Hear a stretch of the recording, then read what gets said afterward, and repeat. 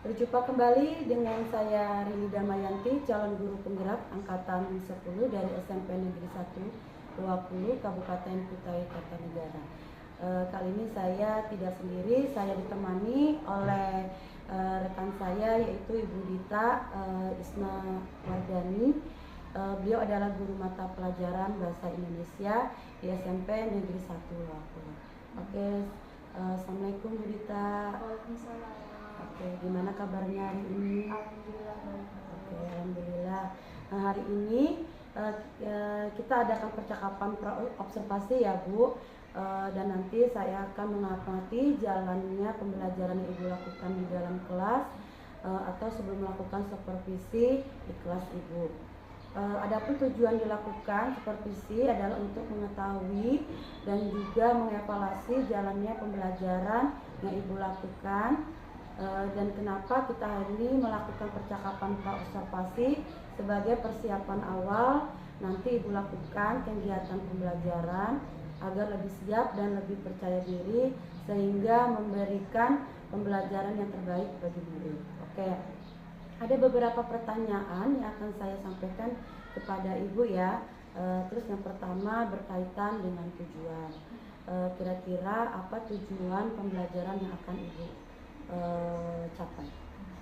Baik, untuk materi yang akan saya ajarkan itu di kelas 8 ada materi awal namanya teks laporan hasil observasi. Nah, adapun tujuannya itu ada dua. Yang pertama itu menganalisis informasi pada teks laporan hasil observasi, dan yang kedua itu mengeksplorasi informasi yang terdapat di dalam teks laporan hasil observasi. Oke, baik. Berarti dari itu tadi ada dua tujuan pembelajaran yang Ibu capai ya Bu. Nah, dari itu bagaimana area pengembangan yang hendak Ibu capai? Baik, jadi untuk area pengembangan itu ada dua. Yang pertama ada di aspek pengetahuan dan yang kedua ada di aspek keterampilan. Oke, baik. Jadi area pengembangannya yang ingin dicapai ada aspek pengetahuan dan aspek keterampilan ya Bu. Oke, nah dari itu saya ingin mendengar bagaimana strategi yang dipersiapkan atau yang diterapkan di dalam kelas seperti strategi model pembelajarannya itu seperti apa? Untuk metode yang akan saya gunakan itu saya menggunakan metode diskusi kelompok dan juga metode tanya jawab. Nah, terus bagaimana dengan media pembelajaran yang akan Ibu terapkan di dalam kelas nanti? Untuk media pembelajaran saya sudah mempersiapkan beberapa media. Yang pertama tentu saja teks laporan hasil observasi itu sendiri. Yang kedua ada LKPD, PowerPoint dan juga menggunakan laptop. Oke, baik. Nah, terus kira-kira Bu, kapan nih Ibu akan melakukan pembelajaran tersebut? Terus di hari apa, di kelas berapa, dan di jam keberapa? Insya Allah kegiatan pembelajaran akan dilaksanakan pada hari Selasa, itu di kelas 8G pada jam 1 dan kedua. Oke, baik. Berarti di hari Selasa nanti di jam ke-1 dan 2 saya akan datang lagi ke kelas Ibu ya. Saya akan melakukan supervisi kelas dan saya akan mencatat hal-hal apa saja yang akan terjadi di dalam kelas Ibu nanti ya Bu. Terus nanti setelah Ibu melakukan pembelajaran di kelas, kita adakan percakapan yang terakhir, yaitu percakapan pasca observasi yang nantinya akan didampingi juga oleh pengajar praktik. Nah, terus sebelum kita akhiri, kira-kira nih apa yang didapatkan dari hasil percakapan kita pada hari ini? Saya mendapatkan gambaran tentang apa yang akan harus saya persiapkan dan saya lakukan saat pembelajaran nanti. Oke, baik. Terima kasih Bu atas waktunya, sudah bersedia berbincang-bincang dengan saya pada percakapan pra-observasi kelas. Sampai jumpa di observasi di hari Selasa ya Bu ya. Oke, demikian Bu percakapan kita hari ini. Sampai berjumpa kembali di kegiatan observasi kelas dan juga percakapan di pasca observasi nanti. Saya akhiri ya Bu, sampai berjumpa lagi. Wassalamualaikum warahmatullahi wabarakatuh. Waalaikumsalam warahmatullahi wabarakatuh.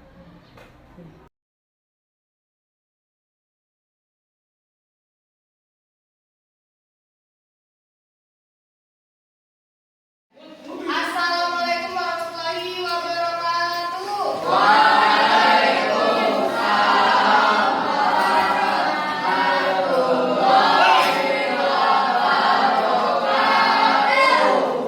Selamat sore semuanya. Apa kabar hari ini? Sudah makan? Siapa hari ini tidak masuk?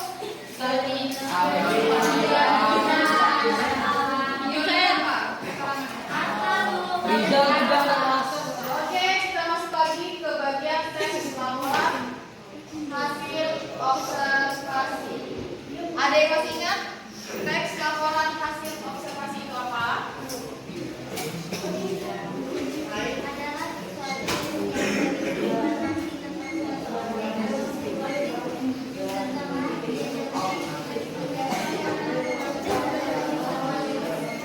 Adalah sebuah teks yang berisi informasi berdasarkan hasil pengamatan atau penelitian secara sistematis. Ini sudah kan kemarin? Tujuan dari teks laporan hasil observasi ialah memberikan informasi secara objektif dan faktual sesuai hasil pengamatan di lapangan. Nah, objektif itu maksudnya apa? Maksudnya adalah tidak dibuat-buat atau real berdasarkan fakta. Ini sudah lanjut ke struktur bagian teks laporan hasil observasi. Ini yang kemarin sudah catat kan? Yang pertama ada definisi umum, yaitu berisi gambaran umum tentang objek. Yang kedua ada deskripsi bagian, berisi pemaparan objek lebih terperinci atau detail. Yang ketiga yaitu bagian manfaat dan sifat. Nah, ini untuk contoh dari bagian struktur teks laporan hasil observasi. Nah, di sini perhatikan. Yang berwarna hitam ini adalah bagian pernyataan umum. Ini paragraf 1 bagian pernyataan umum. Untuk paragraf 2 dan 3 itu merupakan deskripsi. Yang terakhir pastinya deskripsi manfaat dan kebutuhan. Nah, nanti untuk tugasnya mirip-mirip gini. Nanti Ibu sajikan teks laporan, kalian analisis bagian deskripsi. Bagiannya yang mana? Yang definisi umumnya yang mana? Ini sudah kemarin. Ini tujuan pembelajaran hari ini menganalisis informasi pada teks laporan hasil observasi dan mengeksplorasi berbagai informasi dari teks laporan hasil observasi. Nah, untuk mencari informasi kita bisa menggunakan unsur 5W+. Ada yang pernah dengar atau yang pernah baca? 5W plus 1. Apa aja 5W plus 1 apanya? Bahasa Inggris. What? Where? When? Why? Who? Sama? How? Atau dalam bahasa Indonesianya apa, siapa, mengapa, kapan, mana, dan sebagainya. Untuk yang pertama, kata apa biasanya digunakan untuk menanyakan objek atau baris? Kalau siapa biasanya menanyakan apa? Tentang? Kalau mengapa? Tentang apa? Ada yang bisa jawab? Kejadian. Kejadian. Kapan? Tentang apa? Kejadian. Di mana? Tempat atau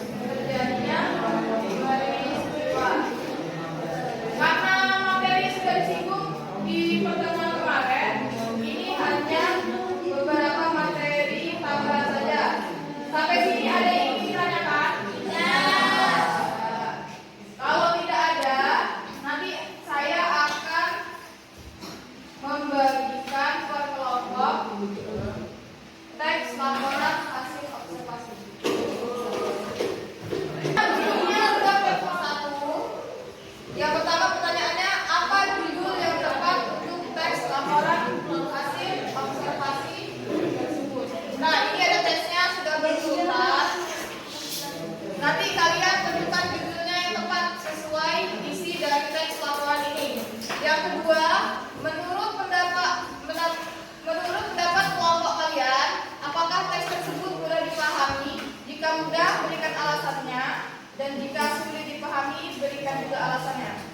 Misalnya bahasanya menggunakan bahasa baku yang sulit dimengerti, atau istilahnya menggunakan bahasa asing. Nomor 3, tuliskan beberapa istilah yang sulit kalian pahami dalam teks tersebut. Nah, di sini kan ada teksnya nih. Kalian misalnya di sini ada kata ekosistem. Menurut kalian ekosistem itu apa? Kalau sulit dipahami, berarti kalian masukkan di nomor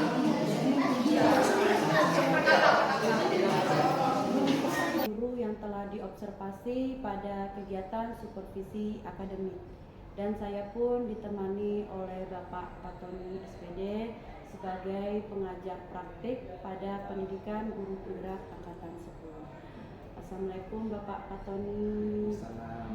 Bu Dita, gimana kabarnya hari ini? Alhamdulillah baik.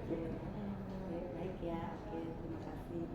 Baik, percakapan pasca observasi hari ini saya akan memberikan pertanyaan-pertanyaan kepada Ibu Dita terkait dengan jalannya observasi kelas yang sudah Ibu lakukan untuk mengevaluasi bagaimana proses pembelajaran yang sudah Ibu lakukan. Terus gini Bu, bagaimana perasaan Ibu terkait jalannya observasi kelas yang sudah berjalan? Terima kasih atas kesempatannya. Alhamdulillah sejauh ini perasaan saya sangat senang karena bisa dapat ilmu lagi, dapat pengalaman baru lagi dari Ibu Rini Darmayanti selaku calon guru penggerak. Oke, baik, terima kasih Bu ya. Bisa diceritakan Bu, area pengembangan apa yang Ibu lakukan di dalam kelas atau langkah atau tahapan pembelajaran yang Ibu lakukan di kelas? Untuk tahap pengembangannya sendiri itu ada 2, yaitu yang pertama ada tahap pengembangan pengetahuan, dan yang kedua itu pengembangan area keterampilan. Oke, baik. Menurut Ibu Dita, sejauh mana area pengembangan yang sudah Ibu sampaikan tadi? Apakah sudah berhasil disampaikan di kelas atau belum? Alhamdulillah untuk sejauh ini sudah berjalan lancar, namun tentu saja masih banyak kekurangan. Oke, baik. Sudah dilakukan Bu ya, sudah berjalan dengan baik, namun masih ada kekurangan. Nah, menurut Ibu, apa sih kekurangannya atau mungkin kendala-kendala yang Ibu hadapi pada saat melakukan proses pembelajaran di kelas? Untuk kendala atau hambatan itu sendiri, dari pribadi saya itu mungkin kurangnya keaktifan siswa dalam pembelajaran. Kurang, apalagi jamnya ini kan jam rawan ya Pak ya, jam-jam siang itu biasanya minat belajar anak tuh agak sedikit menurun, kurang aktif gitu Bu ya. Oke. Berarti kira-kira nih Bu, hal apa yang terjadi mengapa mereka kurang aktif, terus tidak mau ikut terlibat dalam yang diskusi yang sudah Ibu berikan itu, kira-kira seperti apa? Mungkin kalau dalam bentuk kelompok itu pengalaman pribadi saya itu dari jumlah pembagian anggota kelompoknya terlalu banyak, sehingga kelompok itu tidak kondusif dan tidak efektif lah dalam pembelajaran. Oke, baik. Itu tadi untuk terus ini Bu, pembagian kelompok tadi ya. Terus juga ini mungkin jumlah muridnya ya terlalu banyak sehingga mungkin minat gaya belajar anak kurang aktif gitu Bu ya. Baik, untuk itu rencana kedepannya Bu Dita, proses belajarnya seperti apa yang supaya bisa berjalan dengan lancar, terrealisasi, kira-kira itu seperti apa Bu? Ibu menggunakan belajarnya seperti gimana kira-kira? Tentu saja dengan metode pembelajaran yang lebih menarik untuk peserta didik, dan nanti akan kita bagi berdasarkan minat gaya belajar anak, mungkin kinestetik atau secara auditori, audio visual juga. Mungkin seperti gitu Bu ya. Oke Bu, tadi sudah Ibu rencanakan seperti gitu. Terus kira-kira nih kapan Bu Ibu akan melakukan perubahan pembelajaran tadi yang menyenangkan? Terus dengan rencana Ibu lakukan nanti itu kira-kira kapan akan Ibu lakukan? Untuk rencananya tentu saja akan dilakukan secepatnya dalam minggu-minggu ini, Bu. Baik, berarti nanti secepatnya Ibu lakukan ya, mungkin insya Allah dalam minggu-minggu ini Bu ya. Kira-kira adakah Bu yang bisa membantu Ibu untuk merencanakan yang Ibu lakukan ini? Untuk itu tentu saja sharing-sharing sama rekan sejawat. Mungkin dari rekan yang lain ada metode pembelajaran yang lebih menarik nih untuk anak berdasarkan pengalaman mereka, nanti kita terapkan di kelas kita. Oke, baik. Baik Ibu, terima kasih ya atas jawabannya. Semoga bisa terrealisasi dengan baik. Mudah-mudahan nanti apa yang Ibu rencanakan dapat terlaksana atau terrealisasi dengan baik sesuai harapan Ibu. Baik, selanjutnya saya berikan kepada Bapak Tony sebagai pengajar praktik untuk memberikan umpan balik atau tanggapan-tanggapan terkait dengan kegiatan pasca observasi atau kegiatan observasi kelas ini. Saya persilakan Pak. Baik Ibu, terima kasih Bu Rini ya. Dan Ibu siapa? Bu Dita. Bu Dita ya, yang sudah luar biasa Ibu untuk coaching kali ini ya, untuk pasca observasi bagaimana pengembangan kedepannya dalam meningkatkan kompetensi kita mengajar sudah bagus sekali ya. Jadi luar biasa menurut saya Bu ini dalam melaksanakan coaching dengan kita ya. Percakapan tentang perencanaan areanya juga sangat bagus, yaitu tentang pembelajaran kedepannya, yaitu Ibu akan merencanakan mungkin pembagian kelompoknya ideal. Kalau kelompoknya tadi itu terlalu besar gitu ya, idealnya berapa itu sudah direncanakan, itu sudah luar biasa itu. Kemudian akan menggunakan metode yang lebih menarik, menurut saya itu juga luar biasa. Yang menarik yang bagaimana, mungkin disesuaikan dengan kebutuhan siswa, mungkin dengan gaya belajarnya atau dengan profilnya, kita adopsi itu kebutuhan siswa itu penting juga kita adopsi ya. Kita harus tahu dengan kebutuhan siswa. Kalau belajar setengah hari harus bagaimana gitu kan? Iya. Mungkin tidak sama dengan kalau kita belajar pagi hari. Luar biasa itu Ibu sudah punya rencana yang seperti itu dan akan dilaksanakan mungkin dalam waktu dekat atau pertemuan berikutnya itu juga sudah direncanakan seperti itu, sudah luar biasa. Jadi Ibu ketika kita ada hal-hal yang perlu misalnya kan, makanya perlunya refleksi Bu ya, perlunya refleksi kepada siswa itu juga penting ya, refleksi kepada siswa. Menurut anak-anak bagaimana pembelajaran kali ini gitu kan, perlu ditanyakan juga supaya kita kalau gitu saya belajarnya harus seperti ini. Nanti kan ada kita kan tahu posisi kita, anak-anak perlu dilibatkan. Jadi anak-anak itu penting kita libatkan ide-idenya, bagaimana nanti kalau belajar seperti apa anak-anak inginkan seperti apa, itu perlu juga kita sampaikan kepada anak supaya tidak hanya menurut saya sebagai guru, tapi harus menurut murid bagaimana gitu. Itulah kepemimpinan murid harus kita tingkatkan juga di situ. Jadi anak bisa punya rencana juga, anak bisa merencanakan pembelajarannya. Nah kalau sudah seperti itu pasti pembelajaran akan menyenangkan. Karena apa? Karena mereka merasa dihargai, mereka merasa pokoknya dimuliakan lah. Kita angkat gitu derajatnya. Kok guru ini kok enak ya kalau gitu belajarnya kok sesuai dengan kita. Nanti seperti itu. Jadi pemikiran anak itu juga perlu kita kita libatkan lah dalam pembelajaran. Mungkin itu Bu ya, untuk refleksinya kali ini sudah luar biasa menurut saya. Cara coachingnya udah bagus, perlu ditingkatkan lagi ya, karena namanya proses itu tidak ya serta merta, pasti perlu waktu, perlu intensnya. Jadi setiap saat kita melaksanakan coaching dengan teman-teman, dengan murid, dengan siapa saja.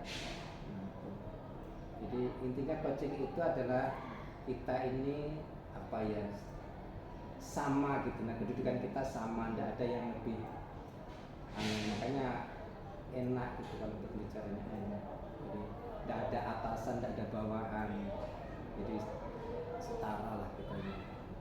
Jadi mungkin itu Bu dari saya. Terima kasih Pak. Yeah. Baik Pak Tony, terima kasih atas umpan baliknya dan tanggapan-tanggapan terbaiknya di kegiatan pasca observasi ini. Mungkin saya akhiri mungkin Pak ya, dari pasca dari pra observasi kelas, sama di terakhir di pasca observasi. Saya ucapkan terima kasih kepada Ibu Dita yang sudah mau diobservasi, dan juga saya ucapkan terima kasih kepada Bapak Pak Tony selaku pengajar praktik saya di JGP Angkatan 10 ini. Terima kasih karena sudah meluangkan waktunya Pak, sudah mendampingi saya di PI 5 Pak ya. Dan juga Bu Dita, terima kasih banyak juga sudah meluangkan waktunya pada hari ini. Mungkin itu saja yang dapat saya ucapkan. Saya akhiri. Assalamualaikum warahmatullahi wabarakatuh.